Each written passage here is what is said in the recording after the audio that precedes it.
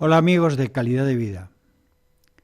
Hoy desde Cantabria Televisión queremos abordar un tema que nos parece que tiene mucha actualidad, que es un tema importante y que es un tema que no se pasa.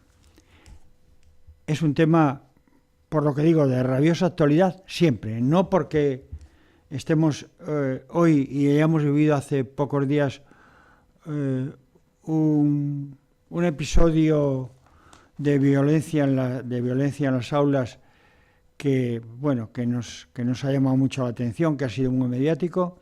Este tema es un tema que está siempre de actualidad porque lamentablemente la violencia vicaria está siempre ahí. Está con nosotros una chica que sufrió violencia vicaria en primera persona, que actualmente es educadora social y un ejemplo para mucha gente en esas circunstancias, porque su lema es: si se quiere, se puede. De esto también se sale.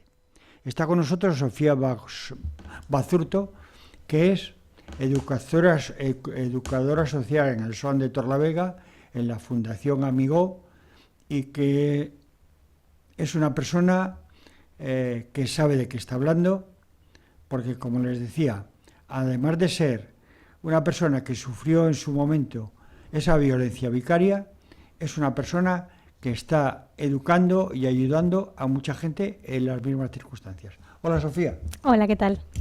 ¿Qué tal estás?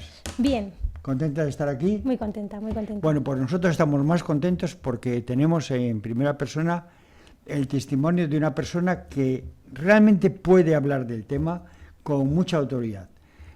Puede hablar del tema desde el prisma de una persona que sufrió violencia vicaria, desde el tema de una persona que ha tenido que sufrir y de una persona que se dedica, que ha salido del pozo que te mete en estas circunstancias y que actualmente se dedica a ayudar a otros chicos en circunstancias similares.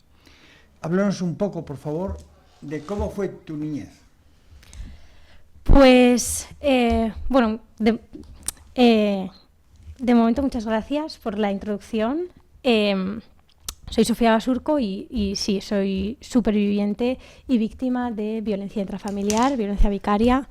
Desde que nací hasta los 14 años estuve en mi casa, con mi familia, y crecí en unas circunstancias bastante agridulces.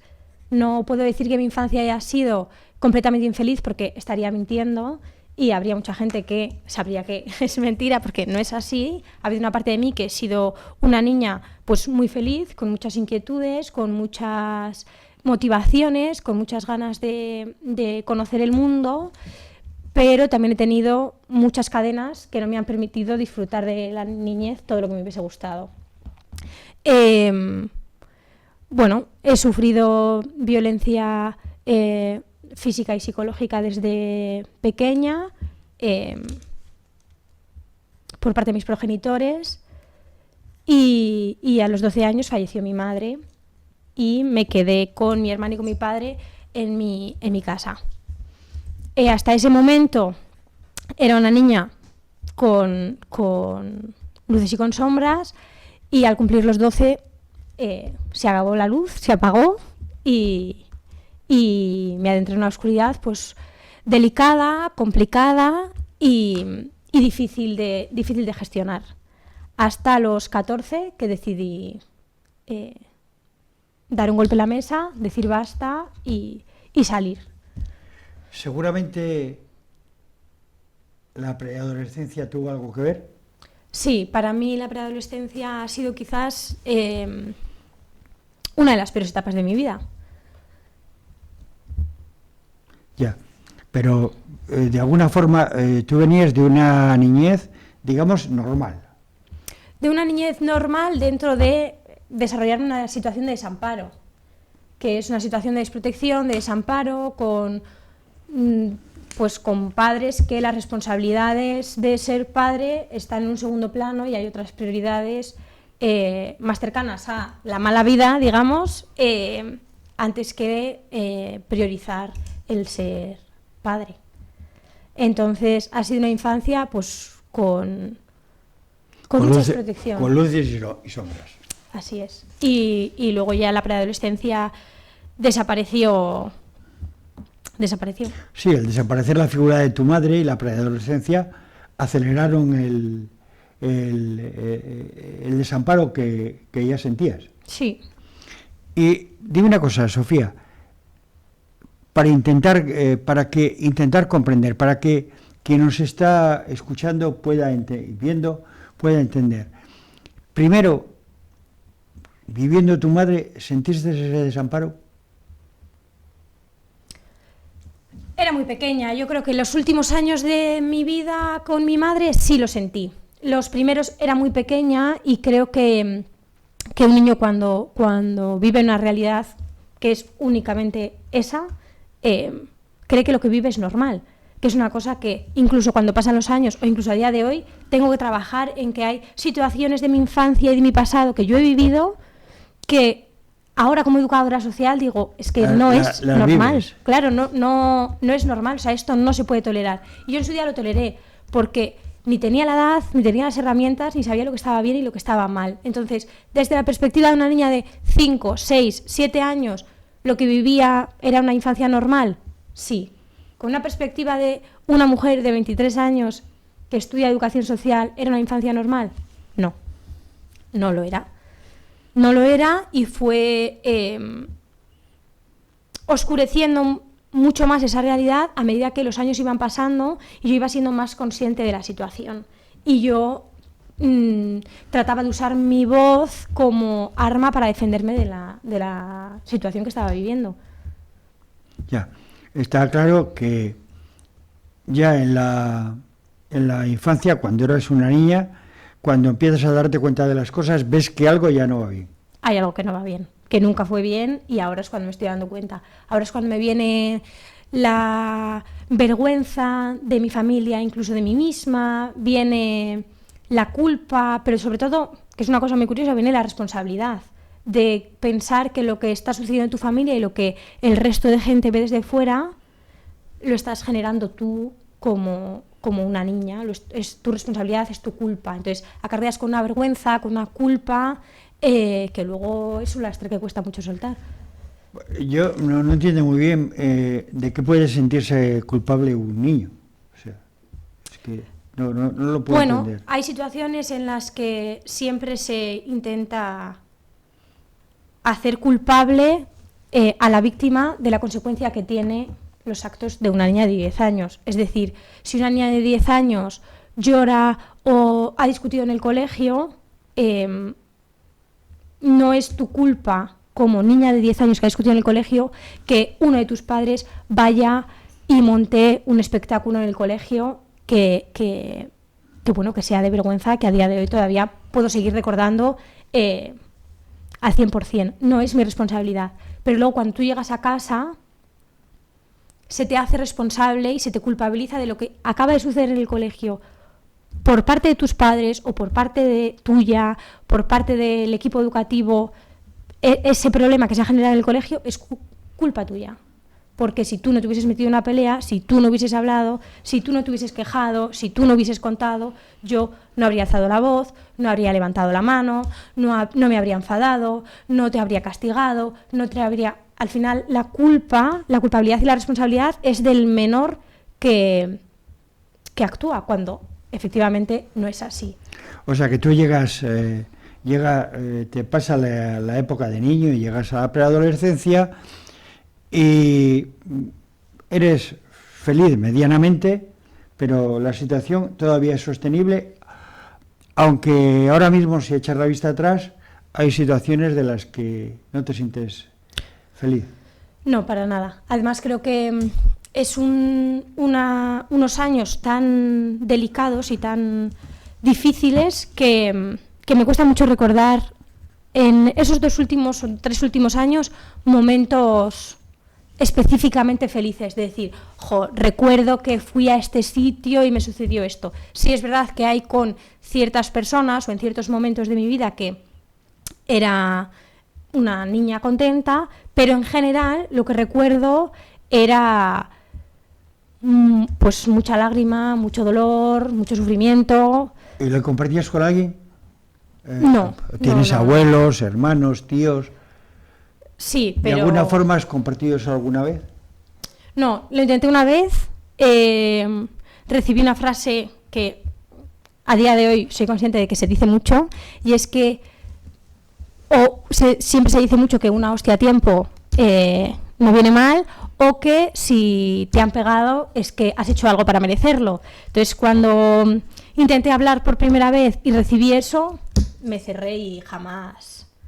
¿Para qué, no? Quiero decir, pues bueno, o sea, lo que menos me hace falta es culpabilizarme a mí misma de que encima me hayan puesto la mano encima. Lo que me faltaba, digo. O sea que hasta aquel momento ¿habrías sentido violencia puramente? O sea, violencia física. Sí. Y bueno, fallece tu madre. Sí. ¿Y qué pasa?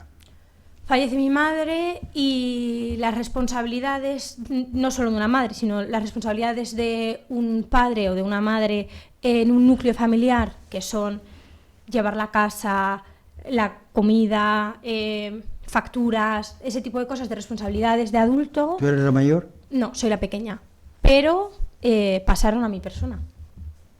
Y con 12 años me veía llamando para hacer la factura de la luz, cocinando en casa, yendo sola a hacer la compra.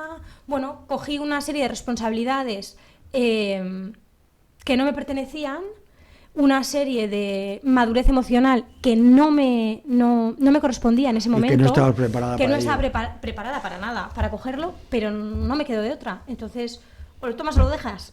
Y no me quedó otra que cogerlo. Bueno, ¿y qué pasó entonces?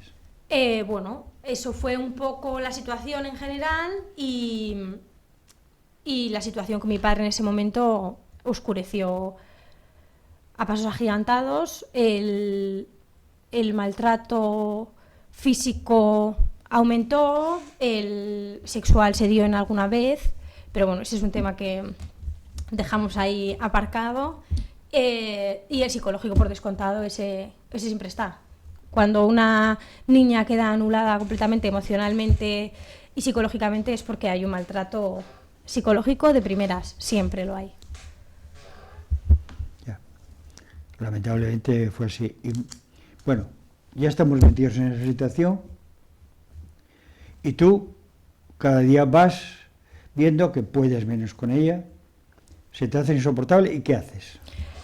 Pues fíjate que en ese momento no hago nada. No hago nada porque cuando ves que tu cuerpo, tu mente es capaz de ir aguantando las cosas, siempre piensas que en algún momento va a terminar. Entonces yo no hacía absolutamente nada. ¿Qué pasa? Que cuando un niño pequeño está tan sobrepasado, se nota.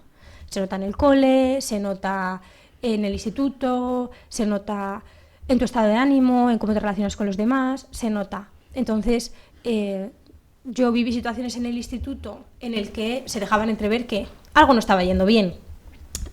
El equipo educativo no sabía el qué, pero algo no iba bien. Entonces, bueno, intentaron dar un poco la voz de alarma y hicieron una propuesta de una mediación familiar, que es una cosa que, bueno, es un recurso que está muy bien, se utiliza en muchas ocasiones, pero el profesional también tiene que saber cuándo es momento de proponerlo, en qué circunstancia y si realmente el recurso que estás ofreciendo es positivo en ese momento. En el mío no lo fue. No lo fue porque, bueno, pasa mucho en las casas en las que se maltrata. De puertas para afuera la realidad es una. La reacción hacia o ante un recurso, ante una apertura de un espacio seguro para poder tratar algo es súper positiva, y en cuanto se cierran las puertas de casa, de puertas para adentro, la realidad es otra completamente distinta. Entonces, ¿qué pasa? Que cuando a ti te proponen una mediación es porque tú has hablado. Si tú has hablado es porque has decidido abrir la boca y ¿qué has contado? Entonces, una vez eso nos damos cuenta de eso, ahí hay un problema en casa. Y entonces yo ya no voy al cole. No voy al instituto. Bueno, digo cole, pero es instituto. Es que uso siempre la misma palabra, no sé por qué. Pero bueno, dejo de ir al instituto porque si ya he contado X cosas que en ese momento tampoco sabían ni lo que había contado, ¿qué más voy a poder contar o no contar? Entonces se decide que las últimas semanas de diciembre de 2016, antes de las Navidades, yo no voy a ir al instituto. Bueno, es una decisión unilateral de tu padre. Sí. Unilateral y no debatible, por supuesto. O sea, que son cosas que no se debaten. Ya. El que manda, manda. Al que manda, manda. Y eso en mi casa se ha llevado siempre. La autoridad es la autoridad y en mi casa se decía mucho que nunca se iba a permitir que un hijo le quitase autoridad a un padre. Entonces, en ese momento, yo creo que en mi casa se tomó como un intento de una niña de 13 años o de 14 años intentando robarle la autoridad a un padre, intentando dejarlo en evidencia. Obviamente eso contaba así, no sienta bien. El ego es una cosa que siempre hace mucho daño a las personas y cuando una persona que tiene un ego muy grande, una niña de 14 años, intenta echarlo para abajo, mal, error. Eso no va a salir bien. Y no salió bien. Entonces dejé de ir al instituto y nada, luego dieron las vacaciones de instituto y tampoco iba a salir. Es una cosa que se decidió, unilateralmente de nuevo, que yo no iba a salir de casa ni de mi cuarto, que eso es una cosa que también se usaba mucho en mi casa, lo de encerrarse en el cuarto y tener que pedir permiso para ir a la cocina por un vaso de agua o ir al baño. Tenías que llamar a la puerta, abrir y preguntar si podías salir del cuarto. Y en mi casa se decidió que en las vacaciones de Navidad yo tampoco iba a salir.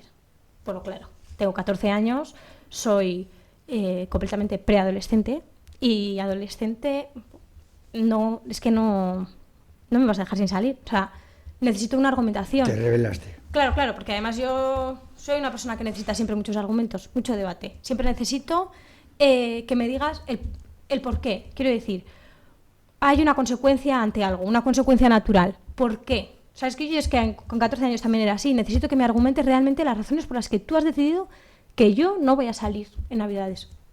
¿Por qué no voy a salir? Bueno,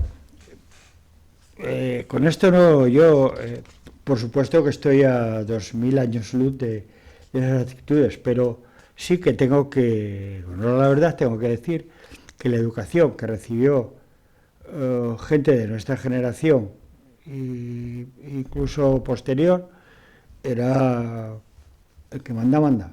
Por supuesto, pero eso era una educación de antaño, sí, no claro, una educación de ahora, claro, porque claro. En esa misma época era cuando en el colegio sí se podía pegar a los alumnos, que se te ponía la regla y ponías las manos aquí. Ahora mismo eso está completamente prohibido y normal. Entonces, en la misma época en la que se ponía la mano, era en el que si te castigaban en el cole, no lo cuentes en casa, que te zurran también. ¿Qué pasa? Que ahora no estamos en una realidad así. Bueno, sí, la realidad, de eso hablaremos un poquito más adelante porque las realidades sociales y educativas indudablemente son cambiantes. Han cambiado en muchos aspectos para bien, en muchos, no en todos. Y hay otros que no también, por supuesto. Eso es como todo. Bueno, llega ese momento y ¿qué pasa? ¿Hay un detonante? Bueno, sí, hay ese día en el que yo decido querer argumentar, me sale mal. Y salgo bastante mal parada. Bueno, me enzarcé en una pelea bastante fea con mi padre físicamente. Y esa misma noche me quedé encerrada en el cuarto y al día siguiente por la mañana, cuando mi padre estaba en su cuarto dormido, cogí mi maleta y me fui.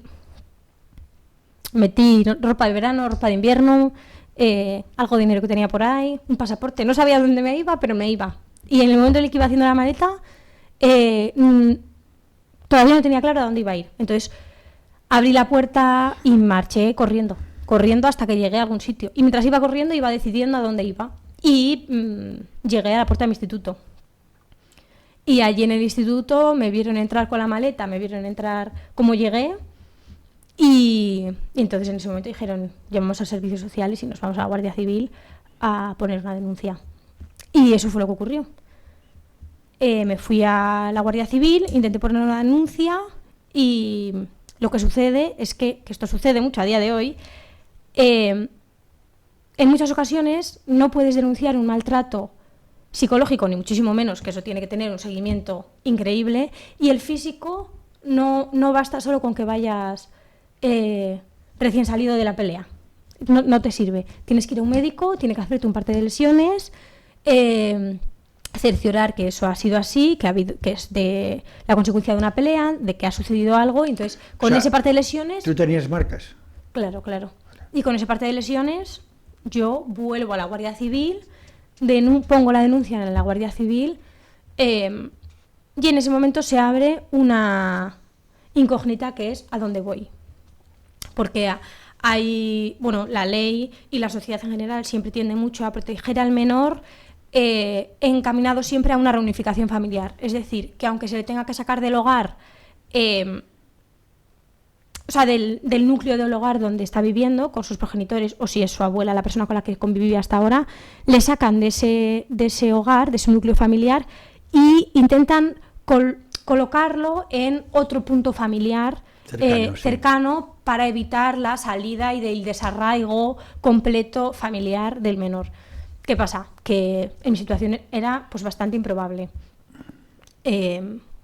porque en ese momento yo no era una víctima, sino un culpable de rebelión o algo así. Entonces mi familia me esperaba lo mismo o parecido de lo que estaba recibiendo, entonces yo me negué y dije que no, que a mí me llevaban fuera a un centro de menores, me llevaban fuera de España, a mí me da exactamente igual, pero me sacáis. Y entonces la Guardia Civil me escoltó me llevó en coche hasta Santander, hasta el CAIF, que es el centro de primera instancia, y allí me quedé. Y ahí empezó pues mi vida en centros de menores, desde los 14 hasta los 19. Muy bien. Entonces hemos avanzado un poco y hemos visto otra etapa de tu vida, una etapa de tu vida en la que tú de alguna forma ya te rebelas contra el maltrato, contra la injusticia, contra lo que estabas viviendo y decides poner punto final a aquello. Llegas al colegio, te vas de casa, como has relatado, con lo que encuentras, con lo poco que encuentras, sin saber a dónde ir, y apareces por el instituto. Uh-huh. Allí los profesores se dan cuenta, ven que algo no va bien y ponen en marcha toda la maquinaria, servicios sociales, la Guardia Civil, todo eso. ¿Te sentiste comprendida? Sí. ¿Apoyada? Sí, en ese momento me acuerdo que la trabajadora social que vino de servicios sociales estaba hablando conmigo y con mi hermana, claro, porque mi hermana estaba en ese momento allí. Y estaba por primera vez dando voz, ¿no? Y poniendo en palabras lo que yo estaba viviendo, y ella me lo estaba contando, y me acuerdo que en un momento dijo, tu vida en tu casa corre peligro, o algo así me dijo, que me quedé como de piedra, porque ese fue el primer momento en el que realmente vi objetivamente que era verdad, o sea, que la culpa no era mía. Que corría peligro. Claro, que la culpa no era mía, que realmente yo estaba en peligro. ¿Tu hermana te ayudó en aquel momento con su testimonio? No. No. Tampoco. Pero la trabajadora social sí. Sí. Y los profesores que estaban, ¿sentiste su apoyo? Sentí un apoyo. Y la Guardia Civil también. También. La verdad que la Guardia Civil fue majísima, ¿eh? O sea, yo eso de decirlo, que era una cosa que así como figuras de autoridad siempre se tienen como un poco más así, y la verdad que majísimos. Me escoltaron hasta Santander, o sea, primero me escoltaron de la Guardia Civil al colegio, que fue encima a la hora del recreo, o sea, aquello fue, un espectáculo. ¿Te llevaron? Y me llevaban la maleta, o sea, de repente podía ser una actriz famosa, que estaba yendo por el instituto a que me hiciese una sesión de fotos. La situación no era esa, pero la Guardia Civil te llevaba la maleta. Me llevaba la maleta, el otro me iba con el brazo, encima llovía un montón, y claro, todo el mundo mirándome. O sea, en ese momento, pues es una escena de película. Pero lo que pasa que no era humor. Ahora me río, pero no era humor en ese momento. Supongo que fue una situación muy desagradable. Bueno, pues hemos visto hasta aquí que lo que iba ocurriendo. Fuiste una niña con una niñez con luces y sombras, pero a raíz del fallecimiento de tu madre, cuando tú tenías 12 años, empiezan a cargarte con responsabilidades. Sí. Tu padre seguramente, es una interpretación libre mía, ve en ti la figura de tu madre que no está y quiere cargarte con todas esas cosas para todo y decide darte responsabilidades y funciones que de ninguna forma tú puedes asumir. Eso te sobrepasa, llegas a no entender nada, a rebelarte, porque sufres malos tratos psíquicos, físicos, y has hablado de un tema pues todavía pues peor. Sufres algún episodio de violencia sexual y realmente estás en una situación complicada. Te has ido de casa, decides pedir socorro, te le dan, sientes que el sistema responde. Sí. Y vas a un centro de menores. ¿Cómo es tu vida en el centro de menores? Bueno, en el centro de primera instancia, que es al que primero llegas, hay veces en las que directamente entras a un centro de menores, no tienes que pasar por el CAIF, que se llama aquí en Cantabria. Pero bueno, yo sí pasé, y la realidad del CAIF a la de un centro de menores, aunque es parecida, porque estás fuera de tu entorno familiar, no tiene nada que ver. O sea, es muy diferente porque un centro de primera instancia implica que menores de desde recién nacidos hasta los 18, ¿no? Digamos, con situaciones e historias familiares, informes de vida completamente diferentes, con consecuencias completamente diferentes y con personalidades de los menores completamente diferentes, se juntan todos. Nos juntamos todos allí hasta que decidan qué tipo de centro es el que mejor se adapta a las necesidades que tenemos en ese momento. Entonces, bueno, el CAIF es un centro. A mí me pilló justo en Navidades, que también es una época un poco complicada porque las llamadas son supervisadas, yo en ese momento tampoco tenía, luego empecé un poquito más adelante a tener. Antes el CAIF, ahora porque lo han cambiado de sitio, pero antes el CAIF tenía 3 plantas, era enorme, pero tenía llave en las ventanas, eran baños comunitarios enormes que tenías que pedir permiso, o sea, era como de repente un mundo,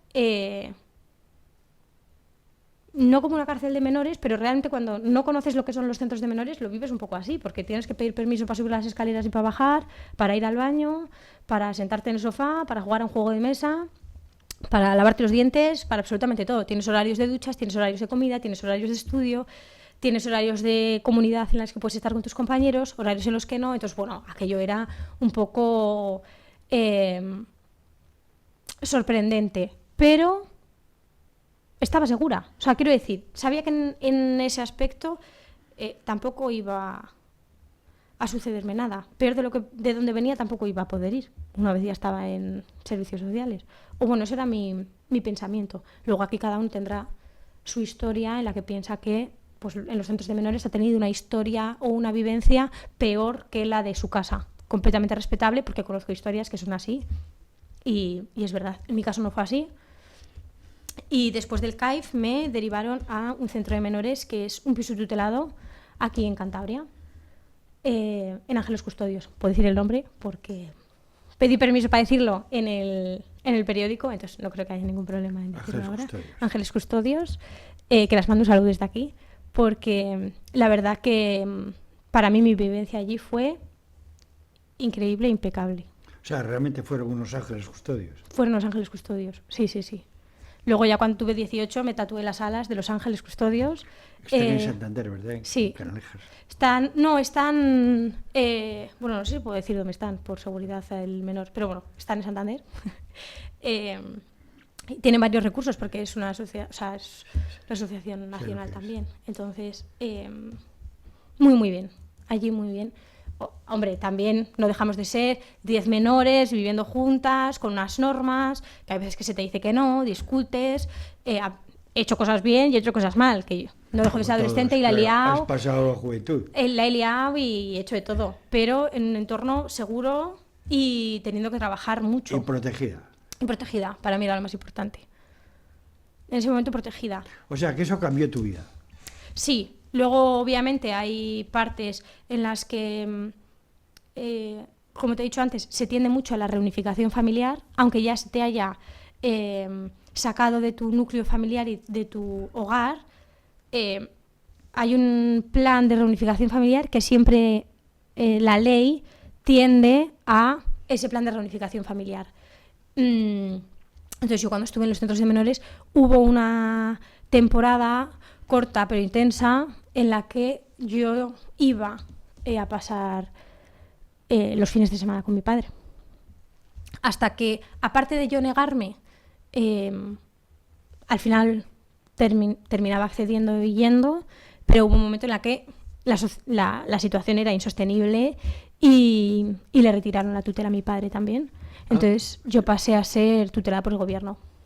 En ese momento mi tutela pasó al gobierno de Cantabria. O sea, vamos a ver, después de que llegas al centro de menores, digamos que de alguna forma estás en el CAIF, allí hacen como una especie de criba y seleccionan por, no sé, por afinidades o por lo que sea, tú vas a un piso tutelado y desde allí, de acuerdo con la filosofía filosofía que impera en estos casos, que es de la reagrupación familiar, vuelven a mandarte a pasar fines de semana con tu padre. Pero no es Ángeles Custodios, quiero decir, no es el educador que vive allí. Es que esto... es la ley. Claro, o sea, nosotros a los menores cuando están fuera de los hogares o cuando tienen un expediente abierto en servicios sociales se les asigna un TRC, que es un técnico referente de caso. Es un trabajador social que es la persona que se encarga en gestionar, junto con el PIF, que es la persona que se encarga también, de la unificación y la intención de unificar un poco la familia. El PIF es el que se encarga de la relación familiar y el TRC el que se encarga de las salidas con la familia, del tipo de plan de caso, de cómo avanza tu caso, de recursos, de qué hacemos, de qué no hacemos. Porque cuando tú llegas a centros de menores se te asigna un plan de caso, es decir, ¿qué vamos a hacer con este menor? ¿Va a volver a su casa? Nuestra intención es que vuelva a su casa y vamos a trabajar todos esos profesionales juntos para que vaya a su casa, o vamos a plantear directamente una preparación para la vida independiente, una emancipación, que no vuelva a su casa y que vamos a darle las herramientas para que sea completamente independiente y a los 18, 19 o 20 sea capaz de vivir e insertarse en sociedad de manera independiente. Yo creo que está entendido, yo creo que ustedes entienden perfectamente lo que dice Sofía porque se explica muy, muy claro. Entonces, bueno, ¿cuál fue tu caso? Porque ya conocemos lo que te pasó. Mi primer plan de caso fue reunificación familiar. Aquello fue un santo desastre, claro. Una locura. Me acuerdo que mi TRC en su caso aprobó un viaje fuera de Cantabria a Valencia con mi padre cuando a mí no se me preguntó. Yo me negué a ir, el viaje ya estaba, entonces tuve que ir, claro. Aquello fue desastroso. Y volví y me negué. Bueno, mi padre se enfadaba y me cortaba la línea del teléfono, me la devolvía. ¿Fue desastroso? ¿Por qué fue desastroso? Bueno, pasé la mitad de las vacaciones sola. Hubo un momento que desayunaba sola, me acuerdo que entraba al oceanográfico sola, bastante soledad, bastante amenaza. En ese momento sí, como estaba tan lejos de Cantabria, sentía miedo, porque en ese momento dices, es que... ¿Estaban tus hermanos? Mi hermana, sí. Sí. ¿Y no te sentiste apoyada? Es que no tengo yo mucha... ¿No había complicidad entre vosotros? No tengo yo mucha unión ni apego hacia nadie en mi familia, la verdad. Pero entonces, yo puedo entenderlo ahora, porque el tiempo ha pasado, os habéis separado, cada uno hace su vida, no tenéis ningún tipo de relación, pero entonces que la relación estaba cercana. Pero estaba cercana, pero yo creo que también tenía mucho rencor, porque en el momento en el que yo la pedí ayuda y necesité ayuda, no recibí y hubo silencio. Entonces, cuando tú pides ayuda y lo que recibes es silencio, es que el silencio es un signo en el que o te colocas del lado de la víctima, o el silencio directamente te coloca del lado del agresor. Y ¿Eras consciente de todo lo que eran conscientes ellos de todo lo que tú estabas pasando? no sé si de todo, pero de una gran parte. De la suficiente como para saber que hay algo que no va bien, por supuesto. Eso por descontado. Porque luego hay cosas que he vivido en mi infancia que yo no he contado hasta hace 2 meses, prácticamente. Porque bueno, los traumas funcionan así. Hay momentos en los que tú vives una serie de cosas que no estás preparado para hablar hasta dentro de muchísimos años, que de repente se te manifiesta, te cuesta un triunfo respirar y seguir viviendo y descubres que es con tus abuelos de... tampoco. No, en ese momento no. Mi relación con mis abuelos ha sido bastante complicada también. Ha sido hasta que no he sido algo más mayor, que he trabajado mucho en el perdón hacia mí misma, hacia mis familiares, que he otorgado el perdón sin que nadie ni siquiera haya venido a pedírmelo. O sea, te lo doy, no me lo has pedido, pero yo te lo ofrezco. Eso tiene mucho más mérito. Porque está ahí. Ejercer la misericordia siempre es Y enaltece ahora, a las personas. Y ahora, pues bueno, buena relación hasta que he decidido hablar. En el momento en el que he decidido hablar, no tengo contacto, no ha habido... No ha habido interacción. No, he mandado mensajes y no he tenido respuesta tampoco. Bueno, decir que esto que estás contando, Sofía, no es que esté contándolo para poner en evidencia a nadie, ni siquiera a quien tanto daño le hizo. Está contándolo para ayudar a mucha gente que puede estar viviendo la misma situación. O sea, no tiene nada de personal. Es algo que ella, por formación, ha decidido que era necesario contar para poner en evidencia problemas que otra gente puede estar sufriendo para que no le sufra. Eso queda muy importante. Sofía no está ajustando cuentas con nadie. Esas cuentas ya están amortizadas, ya pasaron, ya no tal. Porque ella ha hablado de perdón. Las cosas pues pasaron, no tenían que haber pasado, pero pasaron y pasaron. Pero que nadie entienda que estamos aquí intentando hacer un ajuste de cuentas. Bueno, Sofía, vamos a seguir avanzando. Pues ya vas a un centro, estudias.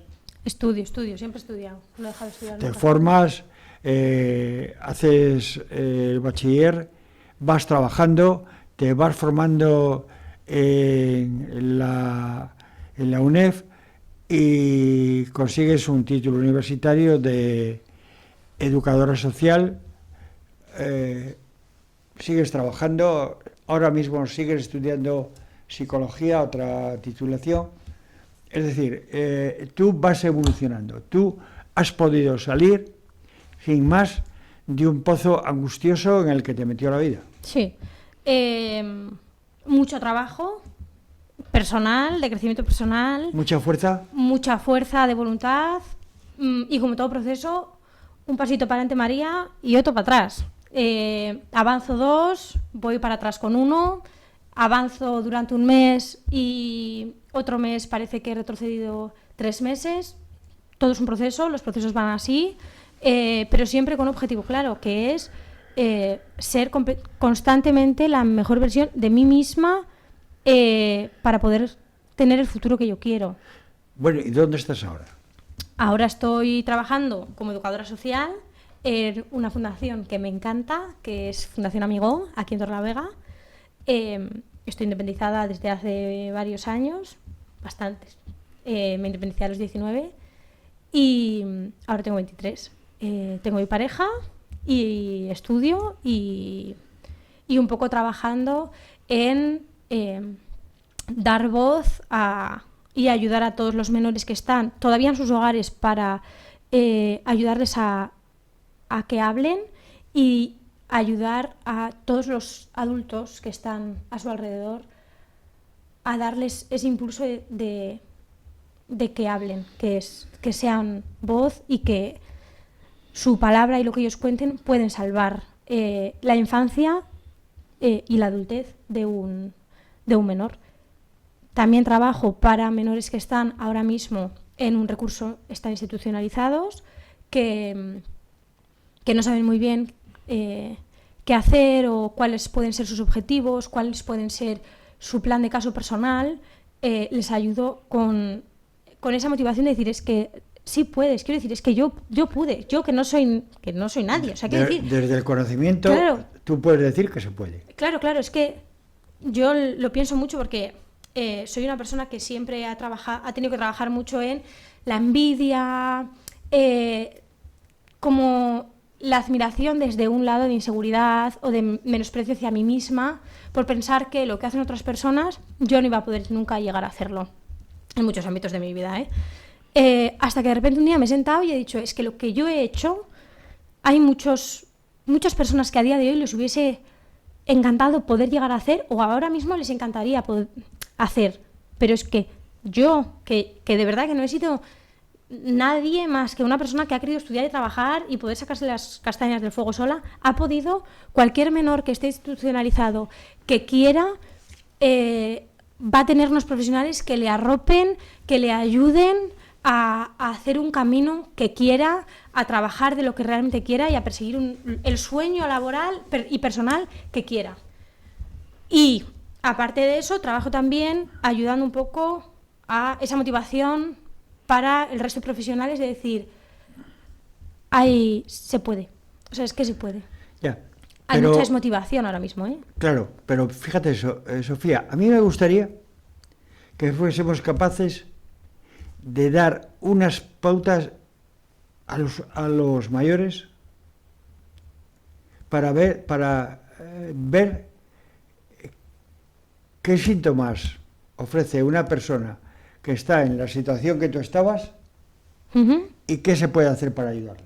Es decir, dinos algo en ese sentido, porque... Vale, ¿te refieres a menores que todavía están en su casa? Claro. Vale. Hay signos que son muy visibles, que es normalmente pasa mucho, se puede ver mucho en el colegio, en extraescolares o compañeros de clase, ese tipo de cosas, porque un menor tiene un carácter, tiene una personalidad, puede ser más chicharachero, menos chicharachero, el que la lía más en clase, el que menos, pero cuando hay algo que está mal por detrás, hay algo que no está funcionando, que está haciendo daño, va a generar un cambio en el carácter, aunque sea momentáneo, del menor. Vas a ver que las actitudes o el cómo reacciona ante problemas en el cole o ante problemas con extraescolares o incluso ante problemas en una discusión con compañeros, vas a ver que hay un cambio, que hay algo que antes gestionaba de otra manera que ahora no. Puede ser porque sea más agresivo, porque sea más callado. Son cosas que de repente te van a desconcertar. En ese momento está bien que tú como profesional saques un momento para hablar con el menor, no de lo que le pase fuera, porque abordar el tema como directamente es un poco brusco y también hay que tener un poco de tacto con las cosas, pero sí de ver un poco por qué en esa ocasión ha decidido trabajar las cosas desde ese punto, desde esa emoción que nunca ha reconocido en el menor. Ese, para mí, sería, por un lado, lo primordial. Una luz de alarma. Claro, una voz de alarma, decir, oye, aquí ha pasado algo de repente. Luego hay situaciones que son físicas, que también se ven un montón. Quiero decir, tú como profesor, o tú como compañero, tú como padre que estás llevando a ese niño a otra extraescolar, a un partido o a lo que sea, estás haciendo así, levantas la mano para llamar a alguien y ves que el niño que tienes al lado se encoge. Alarma. Quiero decir, un niño que no tiene por qué alarmarse va a asustarse porque un adulto levante una mano para llamar a su amigo. Preocupación, es que es una bandera roja. ¿Qué pasa? O sea, ¿por qué este menor reacciona así ante esto? ¿Por qué de repente tiene un miedo que no tendría por qué tener? Ahí hay una alarma. Otras situaciones que se dan, que también parecen como muy desapercibidas, cuando un menor está en una situación de higiene bastante dejada, la responsabilidad no es del niño. Quiero decir, no hay un niño que huela mal porque el niño quiera oler mal. Un niño de 8 años tiene que tener unos padres que le ayuden a ir al baño, que si tiene piojos le ayuden a quitarse los piojos, que si tiene ropa rota pueda cosérsela. Yo no digo comprarle otra, porque la situación económica y personal de cada familia es diferente, pero que no está de más también conocer como profesionales en el colegio o lo que sea cuál es la situación, por si puedo arrimar un hombro. Ya no es tanto de salvar a un menor, sino de arroparnos como sociedad, o sea, de ver que yo estoy como padre acompañando a mi hijo a un partido y veo que uno de sus compañeros no tiene un bocadillo para comer, no me saca de nada ayudar a mi compañero y al compañero de mi hijo a que tenga también un bocadillo, por ejemplo, ¿no? Pero dentro de eso, hay situaciones de higiene que no son responsabilidad del menor, sino del padre. Entonces, cuando ves que hay algo que tampoco está yendo bien, también es una alarma decir, ¿qué pasa? ¿Por qué este niño está en esta situación de desamparo? ¿Por qué no se le está cuidando? ¿Por qué no se le está protegiendo? Entonces, bueno, son situaciones que tú como padre externo o como familiar externo puedes ver. Si ves que abordando la situación directamente con el padre o con la madre no funciona, no insistas ni intentes, porque entonces lo que va a hacer es que la relación se rompa, ese progenitor decida alejarse de ti y tú ya no puedas tener un contacto directo con el menor para poder tener una visión real de lo que está sucediendo. Entonces, si ves que por ahí no funciona, puedes dar la voz a otro profesional. Puedes darlo en el cole, puedes darlo al monitor que está dando una clase, puedes darlo a otro familiar incluso más cercano que creas que puede trabajarlo desde otra forma, y hacer eso, un poco de unión de adultos responsables con la sociedad. O sea, siempre alertar. Siempre alertar y también dejar un poco a los profesionales trabajar. Quiero decir, también hay que ser un poco consciente de que si tú como persona no tienes las herramientas para poder abordarlo de una manera sana, objetiva, positiva, para ver un poco el tipo de recursos a los que se pueden optar, es mejor que des una voz de alarma y te retires, porque tu responsabilidad o tu buena acción ya está hecha y es como si todos nos estuviésemos dando la mano en la sociedad y yo puedo aportar mi granito. Mi granito de arena es alertar, y el de la derecha será dar el recurso, y el siguiente será el de educar en un centro de menores, y el siguiente será, pero cada uno saber qué granito de arena tenemos nosotros para poder aportar. Todos podemos tener una función. Ni robarle la arena al de al lado. Quiero decir, tú tienes tu arena, tú sabes lo que puedes hacer, hasta dónde puedes llegar y hacerlo. Y lo que pasa después es que también tenemos que quitarnos un poco la responsabilidad de las cosas, que también es una cosa que como profesional nos pasa mucho, que es querer o sin querer agarrarnos a un caso y sentirnos culpables o responsables cuando algo no ha salido bien. Es que para que un caso salga bien o para que un proceso dé fruto con el objetivo que queremos, no estás tú solo como profesional. Hay un montón de recursos externos que tienen que funcionar. Tiene que funcionar el padre, tiene que funcionar la madre, tiene que funcionar el otro profesional o trabajador social que está contigo, el psicólogo al que está yendo, el orientador del instituto, el profesorado del colegio. Entonces, tú puedes hacer hasta donde puedas hacer, y si hay situaciones que no mejoran, también saber poner un límite emocional para decir, hasta aquí puedo yo, yo ya no puedo más. Claro. Porque también luego porque a veces quema, te puedes implicar demasiado y quema y hace mucho daño. Sí. Hace mucho daño porque, claro, muchas veces a todas las situaciones no se puede llegar, lamentablemente. Por supuesto. Pero eso lo estás hablando desde un punto de vista del cuidador. Claro. Y del padre, pues eso, dar voz de alarma, o desde un compañero, desde un profesional del escolar, si veo cualquier tipo de ese tipo de comportamientos, de cambios bruscos de personalidad o lo que sea, contarlo. O incluso una madre que está en el entorno del hogar y ve que de repente su hijo o su hija se comporta diferente, o pasa algo en casa, o no quiere estar tanto tiempo en conjunto con la familia, o tiende a aislarse cuando antes no se aislaba, o eso tiene algún comportamiento o algún comentario que de repente te hace así como quedarte fuera de lugar. Bueno, igual hay algo que tampoco está yendo bien, porque desgraciadamente muchos de los abusos sexuales que se tienen son de personas cercanas, no suelen ser de desconocidos, siempre son de un entorno seguro y de la persona a la que creemos que vamos a dejarle nuestro hijo y va a estar seguro. También vamos a estar alerta. Por cierto, la gente que sufre de violencia sexual de niños o adolescentes, ¿son conscientes de que la sufren o en ese momento no? Depende muchísimo del menor y de la educación que hayan recibido. Hay niños o niñas que a los 6 años los padres se han encargado o han tomado la decisión como padres de hacerles ver que, además ha salido ahora una canción en redes sociales que está bastante bien, que es, bueno, no me acuerdo de la canción, pero que si me besan en la boca, no, si me tocan esta parte de aquí, no. Hay padres como que con 6 años a su hijo ya le intentan, o a su hija, le intentan enseñar dónde hay un límite físico con el resto de personas, o de si alguien viene y me abraza y no quiero que me abrace y me toca además, ¿a quién se lo cuento? Y si mamá no me escucha, ¿a dónde voy? A papá. Y si papá no, a no sé dónde, ¿no? Entonces, un poco de educación en ese aspecto. Hay padres que sí que la dan. Entonces, cuando el menor vive algo así, sí es consciente, y hay veces, en mi caso, por ejemplo, que no lo desconoces. Y hasta que no eres más mayor y eres más consciente, que eso pasa mucho en muchos niños, lo normalizan. No sé, hay mucha normalización también. Yeah. De gestos que son como muy chiquititos o micro, ¿no? Cosas muy pequeñitas que parece que no son nada, pero que luego igual realmente hay algo detrás que dices es que no es necesario, ¿no?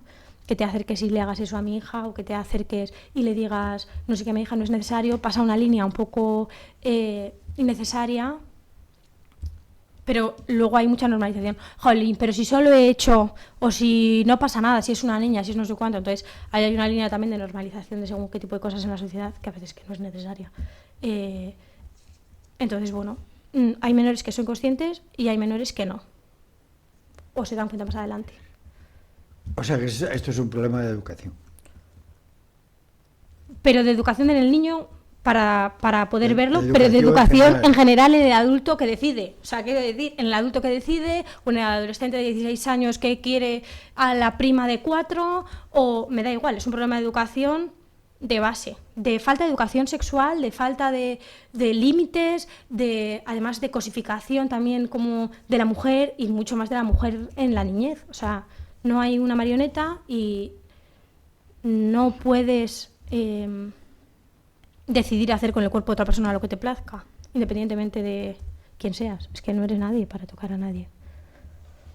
Ya.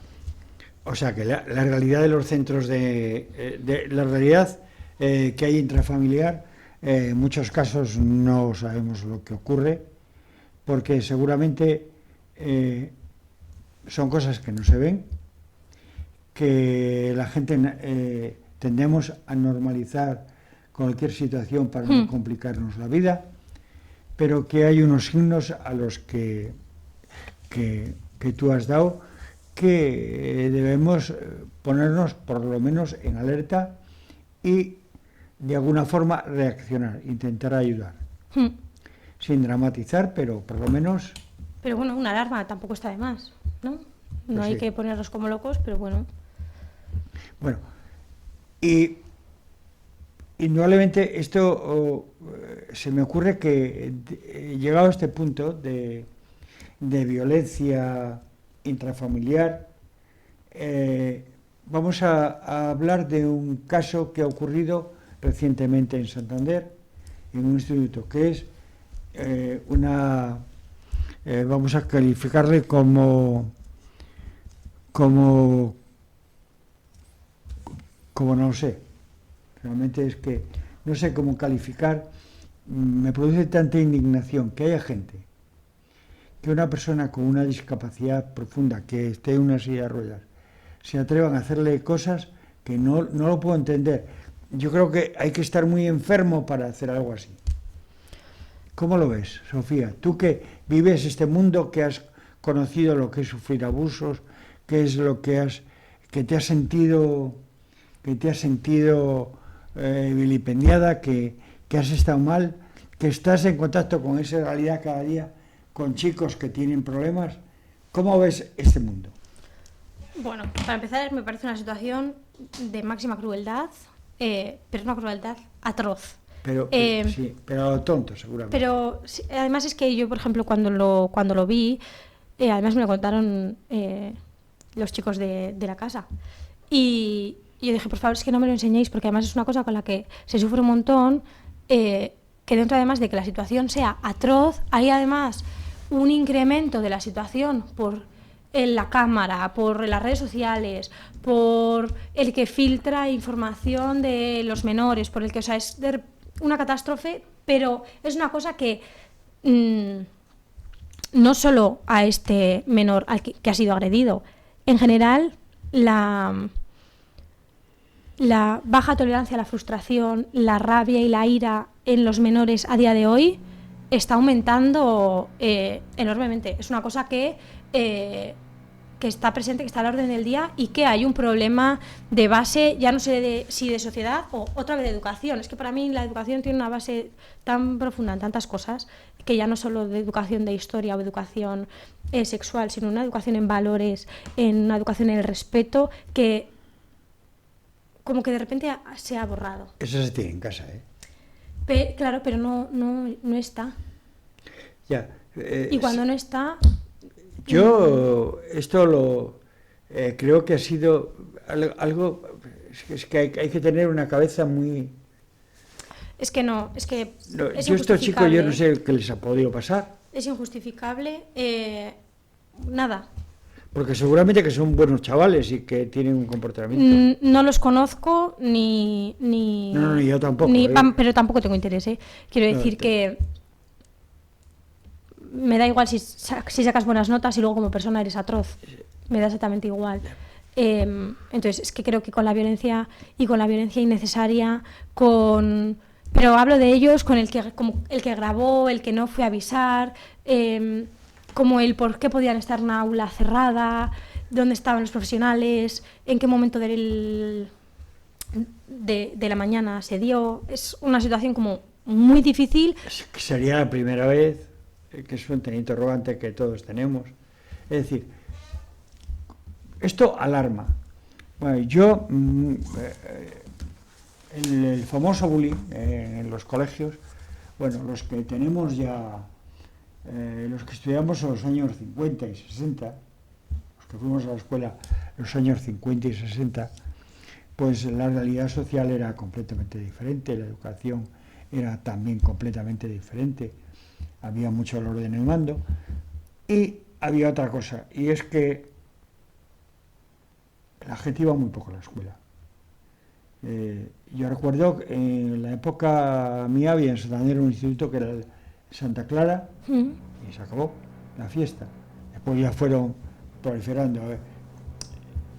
Digamos que un porcentaje muy pequeño de gente se dedicaba a eso, porque muchos niños, desgraciadamente niños todavía de 14 años, incluso antes tenían que ir a trabajar. O sea, las cosas es que han cambiado completamente. ¿En qué parte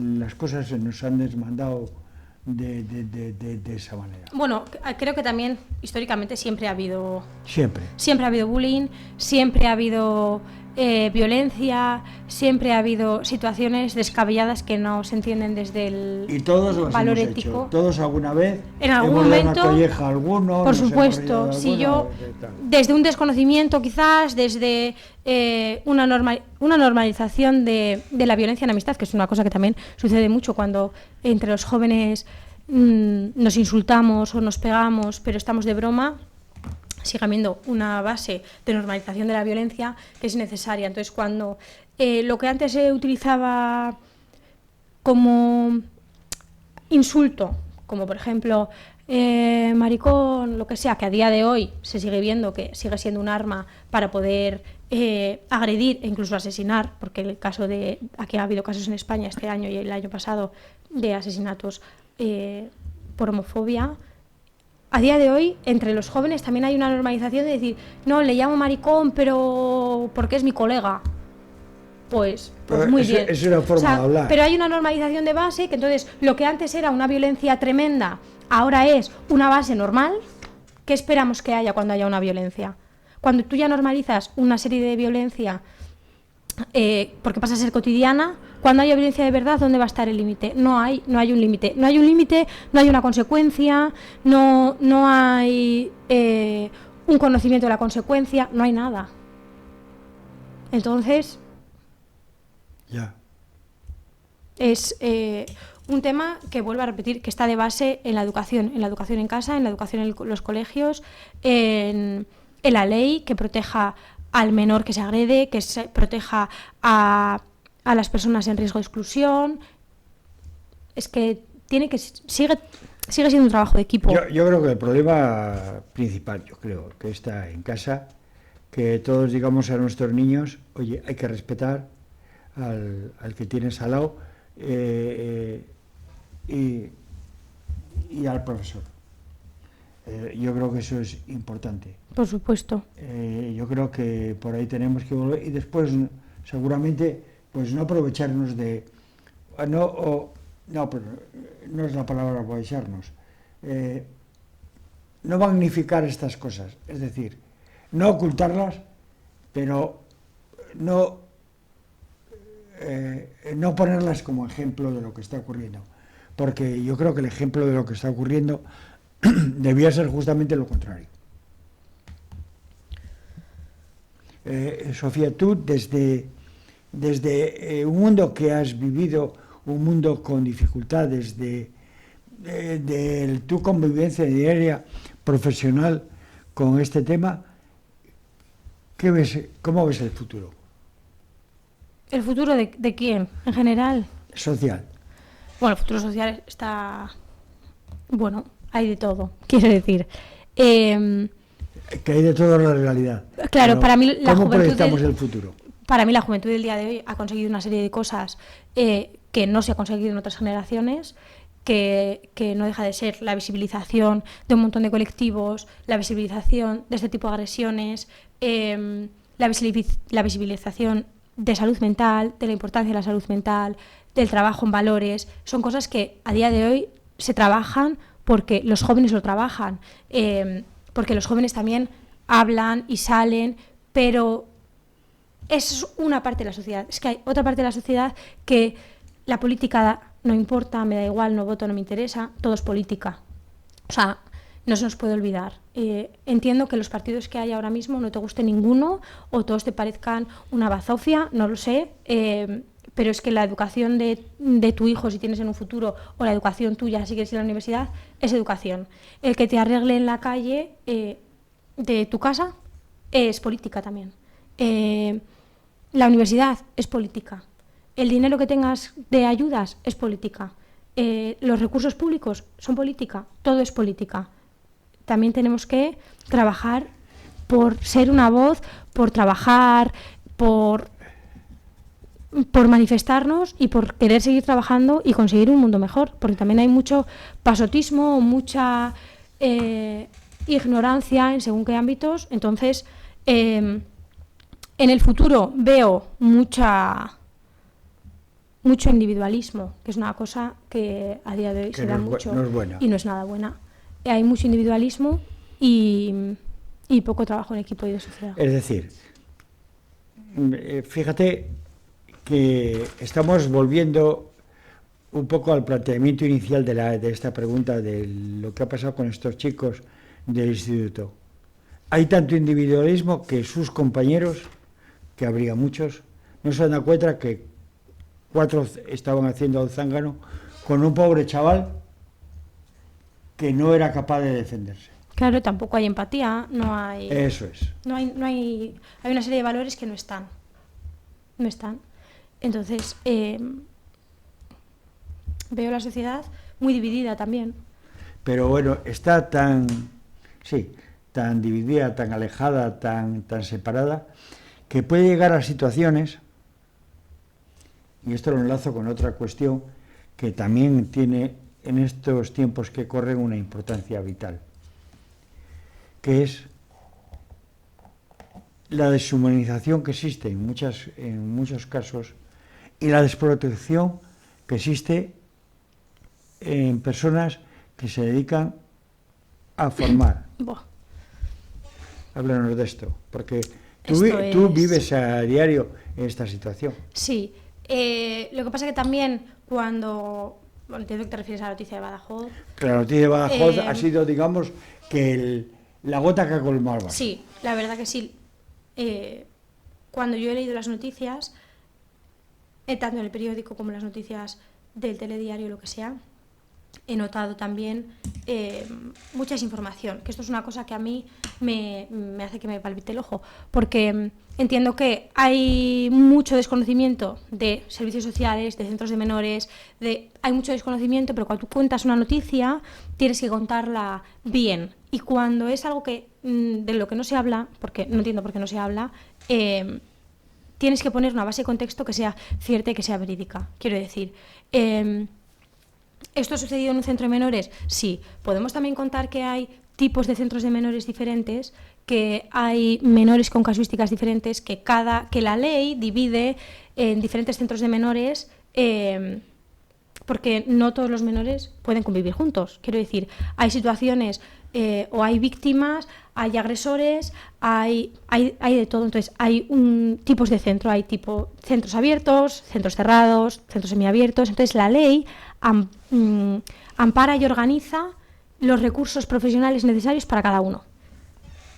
En Cantabria, por ejemplo, hay los centros semiajudiciales no están obligados a tener seguridad, si no me equivoco, no están obligados. Los centros cerrados sí están obligados a tener uno en turno, que hay centros de menores aquí en Cantabria que tienen dos, pero medidas judiciales en general, o algún tipo de medidas judiciales, o algún centro semiabierto, no está obligado. En Badajoz no lo sé, no sé si realmente no había seguridad porque el recurso no lo había puesto cuando estaba obligado a tenerla, o que realmente no está obligado, porque la ley no lo obliga. Entonces, cuando la ley no lo obliga, suceden cosas como esta. Será necesario, pero como no hay una obligatoriedad, entonces no existe, entonces no ponemos la figura. Es necesario, o sea, es necesario protección para este tipo de centros. Quiero decir, yo no considero que necesite seguridad para mi centro de menores en el que yo trabajo, porque es un hogar de protección en el que los perfiles de los menores que tengo no tienen de base una agresividad, una violencia, o están aquí por ese tipo de características, ¿no? Sino porque vienen siendo víctimas de un tipo de violencia también intrafamiliar. Pero hay centros en los que sí que se necesita y no se está dando. No se está dando, tampoco se está dando el espacio. Quiero decir, hay profesionales que no existen y hay falta de profesionales. Hay educadores que están solos de turno los fines de semana o las noches, cuando son turnos que realmente no podrías estar solo. Aunque esté el de seguridad de día, el de seguridad también tiene que estar por la noche. O sea, hay centros de menores en los que hay mucha desprotección. Y entonces, si juntamos la desprotección del educador y la violencia que está aumentando en la sociedad en menores, esto es una bomba. Y lo que sucede es esto. Desgraciadamente, ha sido una situación atroz que se ha visto que la figura del educador social está muy cansado, que se necesita un reconocimiento y que se necesita seguir trabajando en la ley que ampare el ámbito social, porque está muy desprotegido. Casi no existimos. Yo creo que hay mucha gente que se ha enterado de que existe la figura del educador social gracias a esta noticia.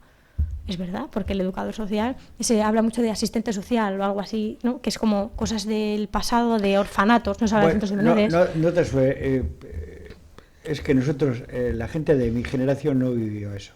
De este tema hablaba el otro día con Blanca Díez, la directora de la Fundación Amigó en Cantabria, y bueno, pues coincidía exactamente contigo, aunque digamos de alguna forma intentaba desdramatizar la situación y decía que en nuestra comunidad por lo menos esos parámetros están razonablemente cubiertos. En Cantabria la verdad que está bastante bien. En otras comunidades autónomas no lo están, pero eso no significa que Cantabria no tenga que seguir trabajando y abogando por mayor protección, mayor inversión, pero claro, no deja de ser que los centros de menores de aquí de Cantabria son asociaciones sin ánimo de lucro, es decir, no están al 100% públicas por el gobierno, o sea, tiene que ver una asociación sin ánimo de lucro con el que trabaje, etcétera. Esto quiere decir que yo no entro a trabajar en el centro de menores por oposición, por plaza pública. Esto no es una plaza pública. Ya, es una fundación privada. Bueno, Sofía, nos va a Alfonso a echar a la calle porque ya nos hemos pasado más de un cuarto de hora de tiempo que tiene el programa. Se nos quedan muchas cosas que deberíamos de hablar. Un montón. Porque merece la pena. Y te emplazo a que otro día sigamos esta conversación porque por lo que pueda tener de didáctica. Hemos pasado por muchos temas superficialmente. Yo creo que una conversación que tú y yo hemos tenido previamente, hemos tocado algunos temas más en profundidad.